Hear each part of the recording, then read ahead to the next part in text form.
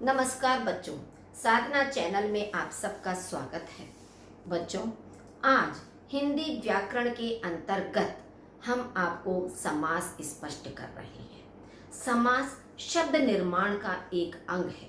शब्द निर्माण में इससे पहले हम 3 चीजें आपको स्पष्ट कर चुके हैं। उपसर्ग से नवीन शब्दों का निर्माण होता है, प्रत्यय से नवीन शब्द का निर्माण होता है, संधि से नवीन शब्द का निर्माण होता है, और आज हम जो टॉपिक पढ़ा रहे हैं समास, इससे भी एक नवीन शब्द का ही निर्माण होता है। यानी कि शब्द निर्माण में ये चारों टॉपिक्स, ये चारों विषय हमारे आते हैं। तो आज उसी समास को हम आपको स्पष्ट करने के लिए जा रहे हैं। अब देखिए, समास समास शब्द का शाब्दिक अर्थ होता है संक्षिप्तीकरण या संक्षेप में लिखना। यानी कि आपके कोई 3-4 पद हैं, शब्द हैं, जब हम उन्हें शॉर्ट में लिखते हैं, संक्षेप में लिखते हैं, संक्षिप्त करके लिखते हैं, तब हम उसे समास कहते हैं। समास की परिभाषा तो इसी संक्षिप्तीकरण के आधार पर आप देखिए कि 2 या 2 से अधिक शब्दों को मिलाकर या संक्षिप्त करके एक नया शब्द बनाने की प्रक्रिया को हम समास कहते हैं। जैसा कि एक शब्द के अर्थ से ही आपको स्पष्ट हो गया था, अब आपको परिभाषा से भी स्पष्ट हो गया होगा कि जब 2 या 2 से अधिक पद मिलकर एक शब्द का निर्माण करते हैं, एक नवीन शब्द हमारा बन जाता है, वो संक्षिप्त होकर अपना पूर्ण अर्थ व्यक्त करने लगता है, तब हम उसे समास कहते हैं। समास बनाने की प्रक्रिया में प्रायः 2 शब्द होते हैं। पहले शब्द को हम पूर्व पद कहते हैं और दूसरे शब्द को हम उत्तर पद कहते हैं। अब बच्चों, आप देखोगे कि इसमें हमने शब्द भी लिखा है और पद भी लिखा है। अब दोनों में क्या अंतर है? शब्द पद एक ही चीज है। अंतर ये है कि जब हम अलग से कोई एक शब्द लिखते हैं तब वो शब्द का अर्थ देता है, लेकिन जब वही शब्द वाक्य में प्रयुक्त हो जाता है तो वो शब्द ना कहलाकर वो पद कहलाने लगता है। तो इसलिए शब्द और पद दोनों एक ही चीज है। अब पद को इसीलिए हमने कोष्ठक में यानी कि ब्रैकेट के अंदर लिखा है। अब आप देखिए, जैसे देशभक्ति हमारा शब्द है, ठीक है, इसमें 2 पद हैं आपके, देश भक्ति। अब हमने आपसे कहा था कि पहले शब्द या पद को हम पूर्व पद कहते हैं। तो आप देखिए, देशभक्ति में देश आपका पूर्व पद हो गया क्योंकि प्रथम पद है, तो इसलिए हम इसको पूर्व पद कहेंगे। भक्ति ये आपका दूसरा पद है, तो इसे हम उत्तर पद कहेंगे। तो इस तरह से देशभक्ति में देश पूर्व पद हुआ और भक्ति आपका उत्तर पद हुआ। क्योंकि पूरी समास रचना जब आप पढ़ेंगे, उसके भेद आगे हम आपको स्पष्ट करेंगे, तो उसमें आपका पूर्व पद, उत्तर पद, इसी पर विशेष फोकस किया जाता है या विशेष उसी पे बताया जाता है। तो इसलिए पूर्व पद और उत्तर पद आपको अच्छी तरह से ध्यान में रखना है। समास में 2 प्रक्रियाएं होती हैं। एक होता है समासिक पद या समस्त पद और दूसरा आपका होता है समास विग्रह। मतलब ये 2 चीजें हमारी समास के टॉपिक के अंदर दिखाई देती हैं, या तो समासिक पद और समस्त पद होगा या फिर हमारा समास विग्रह कहलाएगा। अब आप देखिए, समासिक पद या समस्त पद ये हम किसे कहते हैं? समास करने के पश्चात जो नया शब्द बनता है उसे समासिक पद या समस्त पद कहते हैं। यानी कि जो हमने 2, 3, 4 जो भी पद हैं, उन पदों को मिलाकर जो हमने एक पद बनाया, जो एक नवीन शब्द बनाया, उसे हम समासिक पद या समस्त पद कहते हैं। स्पष्ट हो गया कि विग्रह नहीं उसका, उन 2-3 पदों को मिलाकर जो नवीन शब्द बना वो हमारा समस्त पद कहलाता है। जैसे मान लीजिए, वन में वास। अब आप देखेंगे, वन एक पद हो गया, में दूसरा हो गया, वास तीसरा हो गया। अब हमने इन तीनों पदों को मिलाकर एक पद बना दिया, वनवास, कि वन में रहने वाला। हमने अलग अलग ना करके उसको एक में बना दिया है। तो जो हमारा ये एक पद बना, वनवास, ये हमारा समासिक पद या समस्त पद कहलाता है। इसी तरह से धन से हीन। अब धन से हीन, ये 3 पद आपके सामने, हमने इसको मिलाकर धनहीन बना दिया, ये हमारा समस्त पद या समासिक पद हो गया, ठीक है। अब वन आपका पूर्व पद है, वास आपका उत्तर पद है, इसमें धन पूर्व पद है, हीन आपका उत्तर पद है, ठीक है। अब है समास विग्रह, तो समस्त पद तो आपको स्पष्ट हो गया। अब हम समास विग्रह किसे कहते हैं कि सामासिक पद या समस्त पद के पदों को अलग अलग करने की प्रक्रिया को समास विग्रह कहते हैं। मान लीजिए आपके पास दोनों तरह से प्रश्न आता है, दोनों चीजें होती हैं। कभी कभी आपके पास अलग अलग पद होते हैं तो आपको उसका समस्त पद बनाना होता है। कभी आपका समस्त पद दिया हुआ होता है तो आपसे पूछा जाता है इसका समास विग्रह क्या होगा। तो जब हमारा ये समस्त पद जैसे वनवास था, हम इसको जब अलग अलग करते हैं तो वो हमारा समास विग्रह हो जाता है। जैसे मान लीजिए सेनापति, सेनापति आपका सामासिक पद या समस्त पद है और हमें इसका विग्रह करना है, तो हम क्या करेंगे, सेना का पति, यानी जो सेना का हेड है, मुखिया है, तो सेना का पति, ये हमारा अलग अलग करने पर विग्रह कहलाता है। इसी तरह से यज्ञशाला, यज्ञ के लिए शाला, कि जो यज्ञशाला होती है जहां पर यज्ञ किया जाता है, हवन किया जाता है, तो ऐसा स्थान, तो यज्ञ के लिए शाला, वो आपका समास विग्रह हो गया। अब आपके आते हैं समास के भेद। ये तीनों चीजें स्पष्ट हो गई आपको। समास का शाब्दिक अर्थ, समास की परिभाषा, समासिक पद या समस्त पद और समास विग्रह। इसके बाद हमारा आता है कि समास के भेद। समास के कौन से भेद होते हैं, कितने भेद होते हैं? तो बच्चों समास के प्रमुख 6 भेद होते हैं। अव्ययी भाव समास, तत्पुरुष समास, कर्मधारय समास, द्विगु समास, बहुव्रीहि समास और द्वंद्व समास। ये 6 हमारे भेद होते हैं समास के। अब एक एक करके हम इनको स्पष्ट करेंगे। देखिए, सबसे पहले है आपका अव्ययी भाव समास। तो पहले तो आप ये जानिए कि अव्यय का मतलब क्या होता है। अव्यय का मतलब होता है कि जो परिवर्तित ना हो, चाहे कोई भी काल हो, कोई भी लिंग हो, कोई भी वचन हो, किसी भी रूप में जो परिवर्तित ना हो, एक जैसा अर्थ हमेशा देता हो, उसे हम अव्यय कहते हैं। वो अव्यय हमारा कहलाता है। अब जिस समास का पहला पद अव्यय हो, अव्यय हमने जब आपको उपसर्ग पढ़ाए थे तब भी आपको बताए थे कि जितने भी आपके उपसर्ग होते हैं वो आपके अव्यय के अंतर्गत आते हैं, क्योंकि वो चाहे स्त्रीलिंग हो, चाहे पुल्लिंग हो, चाहे वर्तमान काल हो, चाहे भूतकाल भविष्य काल हो, चाहे एक वचन हो या बहुवचन हो, हर रूप में वो एक जैसा अर्थ देते हैं।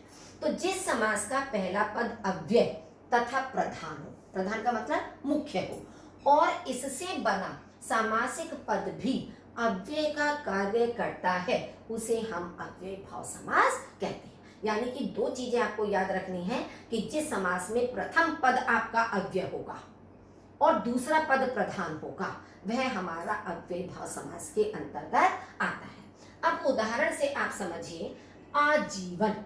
अब आप इसमें देखेंगे कि आ आपका उपसर्ग लगा हुआ है, उसके आगे हमने जीवन लगाया हुआ है, तो आजीवन इस तरह से करके जब हम लिखते हैं तो इसका मतलब है जीवन भर। ये हमेशा एक जैसा अर्थ देगा, ठीक है। या आमरण, मान लीजिए हम कोई शब्द कर देते हैं तो आमरण का मतलब भी क्या हो गया, मृत्यु तक, कि जब तक मृत्यु आ रही है, तो इसका मतलब आ उपसर्ग लगने पर या आ अव्यय लगने पर हमारा एक जैसा अर्थ आएगा।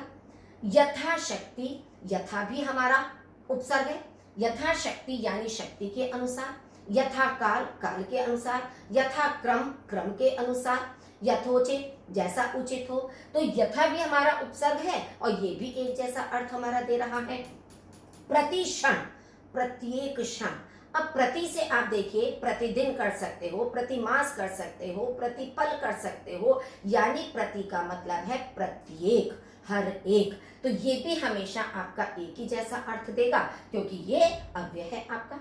रातों रात भरपेट। अब रातों रात इस तरह के शब्द भी हमारे इसके अंतर्गत आते हैं। मान लीजिए रात ही रात में कि कोई व्यक्ति बहुत उन्नति कर रहा है, प्रगति कर रहा है, वृद्धि करता चला जा रहा है, कि रातों रात उसने सफलता प्राप्त कर ली, रातों रात उसका कार्य सफल हो गया, तो दिनों दिन, रातों रात, हाथों हाथ, इस तरह के शब्द भी हमारे अव्ययी भाव समास के अंतर्गत आते हैं। भर पेट, भर भी आपका उपसर्ग है, यानी कि पेट भरकर। अब आप देखिए इसकी पहचान, पहचान को बहुत ध्यान से देखिए तो कभी आप अव्ययी भाव समास को भूल ही नहीं पाओगे। पहचान में क्या है, इस समास की पहचान, जैसे अभी मैं आपको बता रही थी, आ, प्रति, भर, यथा, बा, बे, ला, नी, नि, ये सारे आपके उपसर्ग हैं। उपसर्ग के अंतर्गत आप पढ़ चुके हैं, आपको समझाए जा चुके हैं, ये सारे आपके उपसर्ग हैं। तो इन उपसर्गों से बनने वाले शब्द अव्ययी भाव समास में होते हैं। या फिर मान लीजिए सामान्य पुनरुक्त शब्द। पुनरुक्त का मतलब है कि एक ही शब्द को दोबारा एज इट इज कह देना, जैसे का तैसा कह देना। मान लीजिए पल पल, पल पल का जब आप अर्थ करोगे तो इसका मतलब वही होगा हर पल। चाहे तो आप प्रतिपल कर लो, चाहे आप पल पल कर लो, दोनों का सेम मीनिंग है। घर घर यानी कि प्रत्येक घर में, प्रति घर भी कर सकते हो, और नहीं तो घर घर। घर घर उसने ये खबर पहुंचाई तो प्रत्येक घर। डगर डगर प्रत्येक डगर। तो ये इस तरह के भी जब पुनरुक्ति वाले शब्द आपके होते हैं कि एक ही शब्द को दोबारा कहा जाए और सेम मीनिंग होता है, तो इसका मतलब क्या है, प्रत्येक लग जाता है। तो इस तरह के शब्द भी आपके अव्ययी भाव समास में आते हैं। तीसरा आपका है वृद्धि के नियम द्वारा जुड़े पुनरुक्त शब्द। जैसे जैसे अभी एक मैंने आपको स्पष्ट किया था रातों रात, इसी तरह से कानो कान, कि कानो कान किसी को खबर भी नहीं हुई और उसका काम सफल हो गया। हाथों हाथ, उसने हाथों हाथ कार्य को पूरा कर लिया, या उसने इतना अच्छा काम किया सबने उसे हाथों हाथ लिया कि बहुत उसकी तारीफ की गई, बहुत प्रशंसा की गई उसको। तो इस तरह के शब्द भी हमारे अव्ययी भाव समास के अंतर्गत आते हैं। अब सेकंड है आपका तत्पुरुष समास। जिस समास का पूर्व पद गौण, गौण माने सामान्य, तथा उत्तर पद प्रधान हो उसे तत्पुरुष समास कहते हैं। अव्ययी भाव समास में प्रथम पद प्रधान था और तत्पुरुष समास में उत्तर पद प्रधान होता है। यह बात बहुत अच्छी तरह से आपको याद रखनी है। समस्त पद बनाते समय दोनों पदों के मध्य की विभक्ति परसर्गों कारकों का लोप हो जाता है। कि यानी कि जब हम समस्त पद बनाते हैं तो उन दो पदों के बीच में जो विभक्ति होती है उस विभक्ति को लुप्त कर देते हैं या उसका लोप हो जाता है। तत्पुरुष समास में जिस विभक्ति या कारक का लोप होता है उसी नाम से तत्पुरुष समास का भेद जाना जाता है। बच्चों आपने कारक पढ़ी है। कारक में आप पढ़ते हैं कर्ता ने कर्म को करण से, संप्रदान के लिए अपदान से, संबंध का की के या रा री रे और अधिकरण में और पर, ये आपके कारक होते हैं। और जो मैंने ने को से के द्वारा बताया ये उसके परसर्ग कहलाते हैं, कारक चिन्ह कहलाते हैं। तो जो कारक आपने पढ़े हैं वो ही हमारे तत्पुरुष समास के अंतर्गत आते हैं, उन्हीं विभक्तियों का। केवल मात्र इसमें कर्ता कारक नहीं होता, कर्म कारक से लेकर अधिकरण कारक तक की विभक्तियों का इसमें लोप होता है, और जिस विभक्ति का लोप होता है उसी के नाम वाला तत्पुरुष समास होता है। अब उदाहरण से आप समझिए, यश प्राप्त, यश को प्राप्त। अब को आपका कर्म को कर्म में आता है तो ये आपका कर्म तत्पुरुष समास हो गया। ग्रामगत, गांव को गया। इस तरह से हस्तलिखित, हाथ से लिखा हुआ, कि जिस साधन से कोई कार्य किया जाता है वो हमारा करण कारक होता है। और वैसे भी से विभक्ति चिन्ह आपका करण कारक के अंतर्गत भी आता है और अपदान में भी आता है, लेकिन साधन करण में होता है। तो यानी हाथ से लिखा हुआ करण तत्पुरुष समास हो गया। प्रयोगशाला, प्रयोग के लिए शाला, जो लैब होती है जहाँ पर प्रयोग किए जाते हैं भिन्न भिन्न प्रकार के, उसके लिए जो एक कमरा तैयार होता है, शाला होती है, उसे हम प्रयोगशाला कहते हैं। तो प्रयोग के लिए शाला ये आपका संप्रदान तत्पुरुष समास हो गया। धनहीन, धन से हीन अपदान, यानी कि जहां अलग होने का भाव होता है। ऋण मुक्त आप कर सकते थे, ऋण से मुक्त, तो जहां अलग होने का भाव आपका होता है वहां आपका अपदान तत्पुरुष समास होता है। क्यों? क्योंकि से हमारा इसमें भी आता है, से हमारा करण में भी आता है। तो इन दोनों चीजों में आपको ध्यान रखना है कि जहां साधन होता है वहां करण होता है, और जहां अलग होने का भाव होता है वहां पर अपदान होता है। गंगा जल, गंगा का जल। अब जल किसका है? गंगा का। आपस में संबंध बताया जा रहा है गंगा के बीच में। तो गंगा जल, राजपुत्र, राजा का पुत्र, तो इसके बीच का संबंध आपका बताया जा रहा है। तो ये आपके संबंध तत्पुरुष समास हो गए। घुड़सवार, घोड़े पर सवार, अधिकरण तत्पुरुष समास, यानी कि घोड़े पर सवार। आप इसमें में भी लगा सकते थे, जैसे मैंने पहले आपको एग्जांपल बताया था, वनवास, वन में वास। क्यों? क्योंकि अधिकरण कारक का चिन्ह हमारा में भी होता है और पर भी होता है। तो घोड़े पर सवार वो भी आपका अधिकरण तत्पुरुष है, और वन में वास वो भी आपका अधिकरण तत्पुरुष समास है। तो इस तरह से कर्म कारक से लेकर अधिकरण कारक तक की जहां विभक्ति होती है, जिनका लोप होता है, वो तत्पुरुष समास के अंतर्गत आता है। अब आप देखिए, कभी कभी नकारात्मक अर्थ में भी तत्पुरुष समास होता है। नकारात्मक में कैसे? जिसे हम नए तत्पुरुष समास कहते हैं। वो तो तत्पुरुष समास आपके हो गए, कर्म तत्पुरुष, करण तत्पुरुष, आपका संप्रदान तत्पुरुष, इस तरह से इसको नए तत्पुरुष। इसमें क्या पहचान है कि इस समास के पूर्व पद में, पूर्व पद कौन सा? ये अ या अन आकर निषेध का भाव प्रकट करते हैं, कि जिसके पूर्व पद में या तो अ लगा होता है या अन लगा होता है, कभी कभी ना भी लगा हुआ होता है आपका, और ये एक निषेध का, नकारात्मक का बोध कराते हैं, तब हम इन्हें नए तत्पुरुष समास कहते हैं। मान लीजिए असत्य अ लगा है, तो आप क्या कहोगे? जिसमें कोई सत्य नहीं है, तो ना सत्य असत्य हो गया। आपका निषेध का अर्थ दे रहा है। अनिच्छा, अन प्लस इच्छा, ना इच्छा, जिसकी कोई इच्छा ना हो, तो अनिच्छा हो गया। अन ने आपका निषेध का अर्थ दिया। अहिंसा, ना हिंसा, अनहोनी, ना होनी, कि जो ना होने वाली चीज है अचानक हो जाए, तो ऐसी अनहोनी। तो इस तरह से अन ये जब निषेध का अर्थ प्रकट करते हैं, तब इन्हें हम नए तत्पुरुष समास कहते हैं। अब आप देखिए कर्मधारय समास। तीसरा समास कौन सा है? कर्मधारय समास। जिस समास में पूर्व पद तथा उत्तर पद में विशेषण विशेष्य, विशेषण विशेष्य आप अच्छी तरह से जानते हैं कि जिन संज्ञा सर्वनाम शब्दों की विशेषता बताई जाती है, उन्हें हम विशेषण कहते हैं, और जिन संज्ञा सर्वनाम पदों की विशेषता बताई जाती है, उन्हें हम विशेष्य कहते हैं। ठीक है, कि संज्ञा की विशेषता बताने वाले शब्द विशेषण, और जिनकी विशेषता बताई जाती है वो विशेष्य कहलाते हैं। तथा उपमेय उपमान का संयोग होता है। अब उपमेय उपमान किसे कहते हैं? जिसकी तुलना की जाती है उसे हम उपमेय कहते हैं, और जिससे तुलना की जाती है उसे हम उपमान कहते हैं। क्लियर है?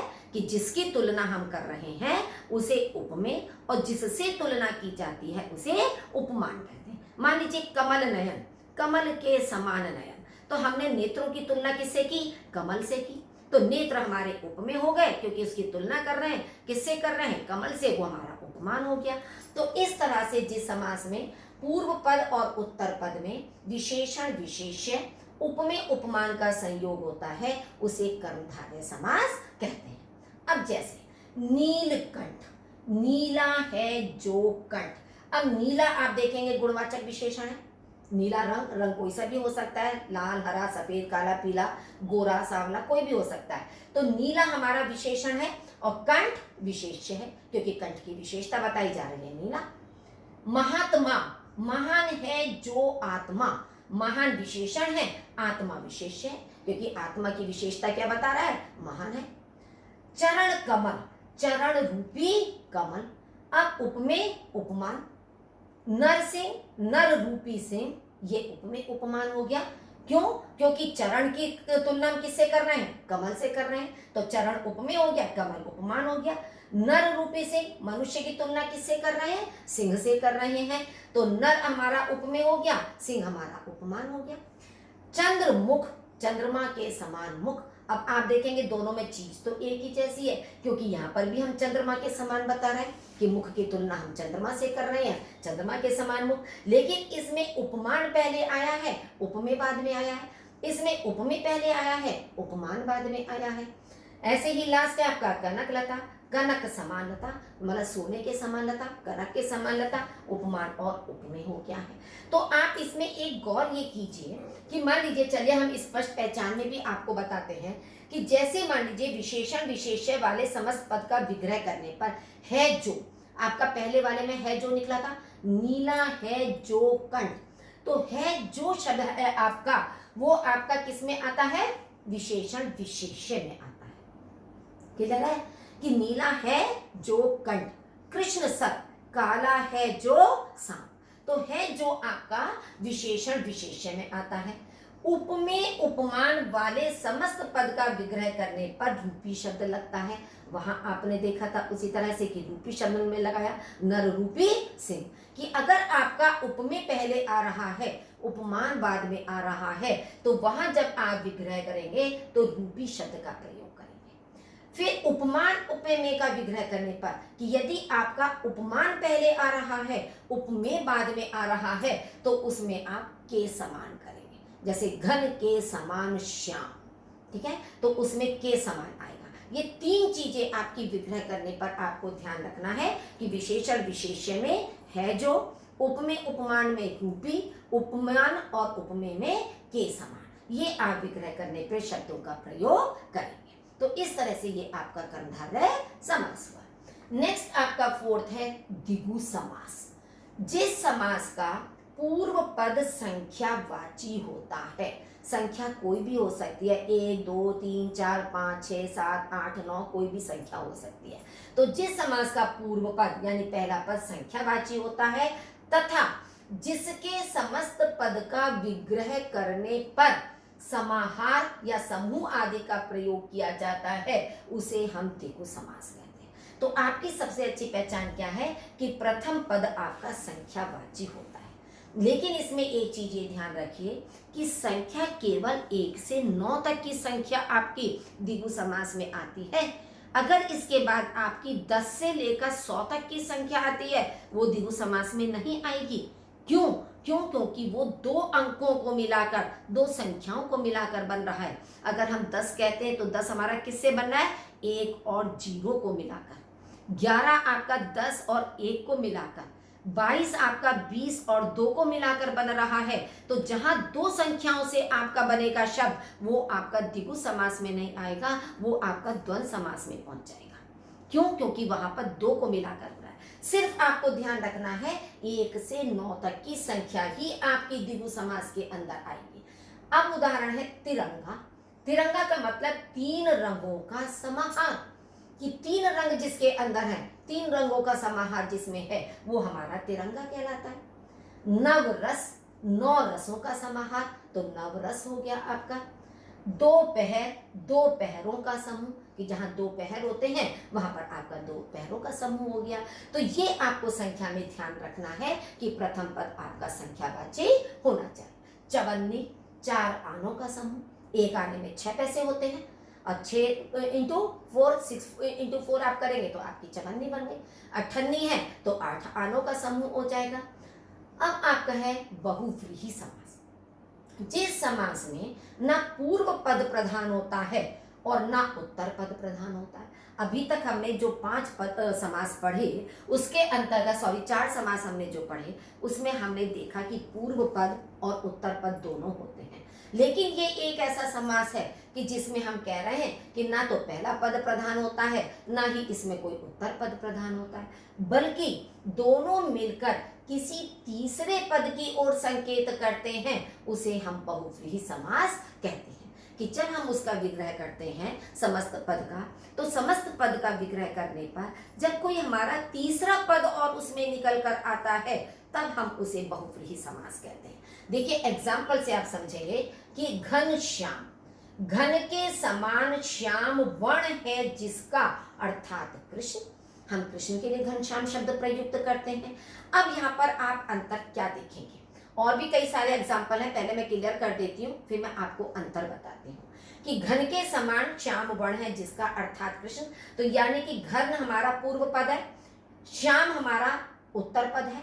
तो ये पूर्व पद और उत्तर पद प्रधान ना होकर हमारा कौन सा पद प्रधान हुआ? ये तीसरा पद कृष्ण प्रधान हो गया, कि क्योंकि हम इसको मिलाकर तीसरे पद को महत्व दे रहे हैं।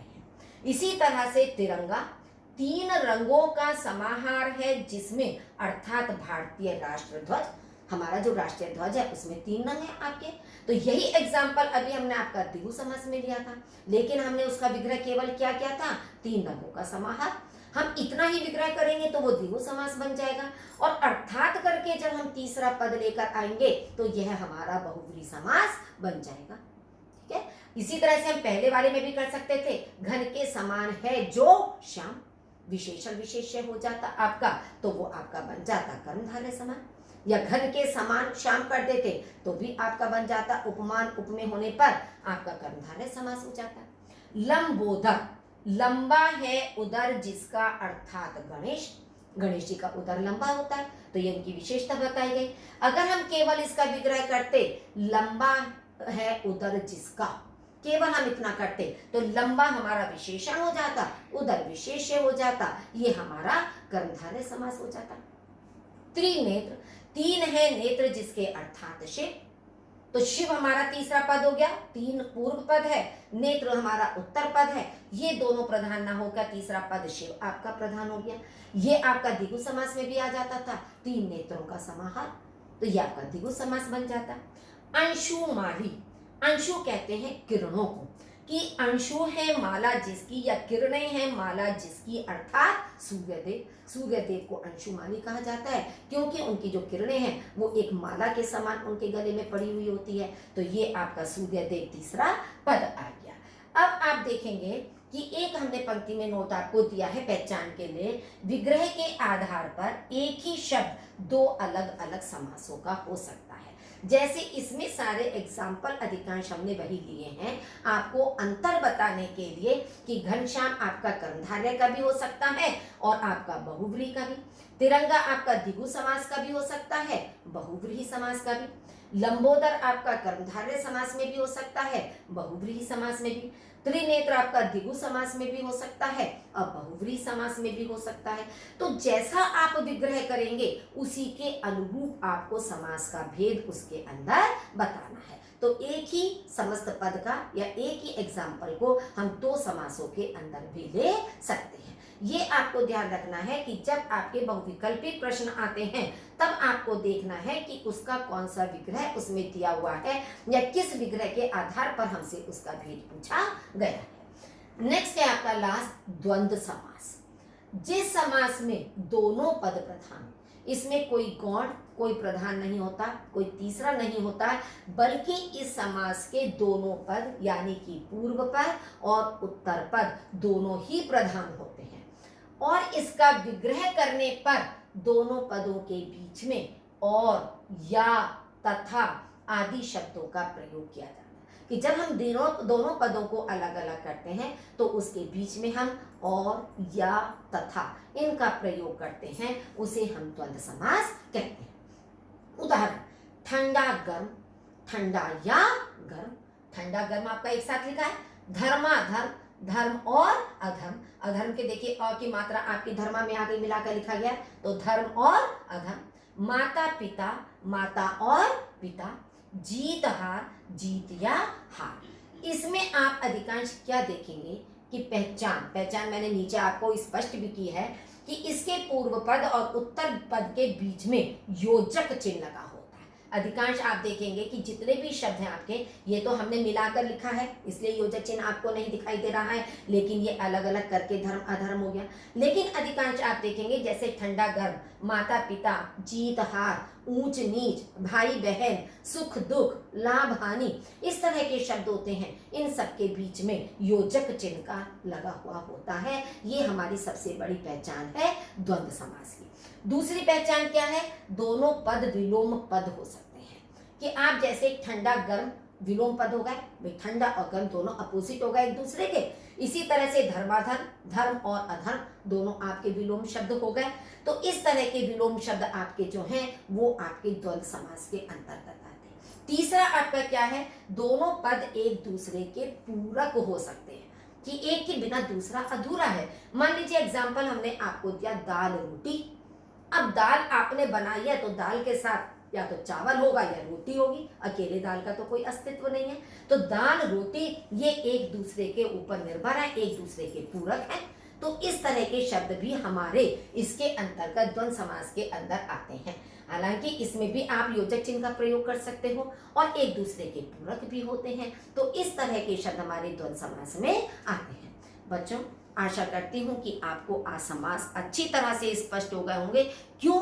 क्योंकि आज मैंने हर भेद को समझाने के साथ साथ सरल ट्रिक्स भी आपको बताई हैं, हर तरीके से उसका भी आपको विग्रह करके बताया है, उसकी पहचान मैंने हर जगह बताई है कि कैसे आप सरलता से आसानी से समास को पहचान सकते हैं, उसको सॉल्व कर सकते हैं। हैं। ये भी आपकी परीक्षा में 4 नंबर के आते हैं बच्चों। 9th क्लास की परीक्षा में ये 4 नंबर के आते हैं। बाकी कॉम्पिटिशन्स में भी आपके ये अलग अलग नंबर के होते हैं। लेकिन अगर आपने इस सरल ट्रिक के साथ इस समास को अच्छी तरह से समझ लिया, पहचान लिया, तो आप अपने जीवन में ना तो कभी भूल पाओगे समास और ना ही कभी प्रश्न का समाधान करते समय आप कोई भी गलती करेंगे, कोई मिस्टेक आपके द्वारा होगी।